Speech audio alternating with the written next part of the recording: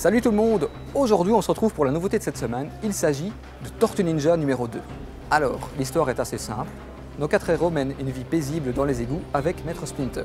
Entre-temps, Shredder s'échappe de sa prison et il va unir ses forces avec le professeur Baxter Stockman ainsi que ses 2 hommes de main, Bebop et Rocksteady. Le professeur a justement créé un nouveau mutagène pour transformer les humains en monstres terrifiants. Il utilise ce mutagène sur les 2 hommes de main et Bebop et Rocksteady deviennent un phacochère et un rhinocéros.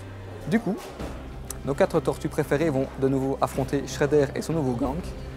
Et en plus, une nouvelle menace plane sur la Terre car Krang, l'extraterrestre, arrive sur Terre. Alors que le premier a cartonné au box-office, qu'en est-il de ce second épisode? Cette suite est réalisée par Dave Green qui réalise là son 2e film. Son premier film était un long métrage pour les enfants, Echo, que je vous conseille fortement car il est fort ressemblant au film E.T. l'extraterrestre et Super 8.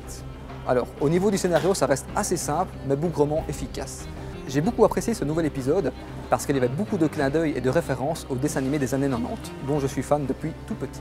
C'est toujours un plaisir de retrouver nos 4 tortues préférées, à savoir Leonardo, Michelangelo, Donatello et Leonardo. Ce que j'ai bien aimé aussi dans le film, c'est de voir les 2 méchants principaux du dessin animé, à savoir Bebop et Rocksteady.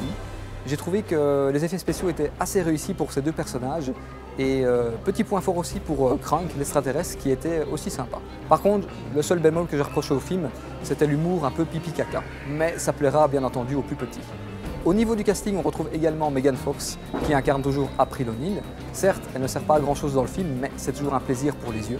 Ensuite, aussi petite surprise pour Casey Jones, qui lui est interprété par Stephen Amell, qu'on a pu voir dans la série Arrow. Par contre, j'ai beaucoup moins aimé le nouvel acteur qui incarne Shredder. J'ai trouvé qu'il ne s'impliquait pas assez dans le film et j'ai trouvé assez moyen. Comme je dis dans le film, donc, son point fort, c'est bien entendu son divertissement. C'est fun, agréable à regarder et c'est un bon blockbuster pour finir cette fin d'année. Il y a également certains passages du film qui m'a fait fort penser aux jeux vidéo sur les Nintendo et sur ceux de la Super NES. Donc c'est vraiment un plaisir pour les nostalgiques. D'ailleurs, restez à la fin du générique car il y a une chouette musique qui vous rappellera de bons souvenirs, surtout pour les nostalgiques. En conclusion, Tortue Ninja 2 est un excellent film, agréable à regarder, un bon blockbuster en soi et franchement on ne s'ennuie pas une minute. Pour Tortue Ninja 2, c'est un bon 7 sur 10 et il sera disponible en format DVD, Blu-ray, Blu-ray 3D et Blu-ray Steelbook, mais également en coffret comprenant le numéro 1 et le numéro 2. En attendant, vous pouvez retrouver toutes mes chroniques ici sur le blog de Médère Brin de Lalleux. Quant à moi, je vous laisse, j'ai une séance. À bientôt!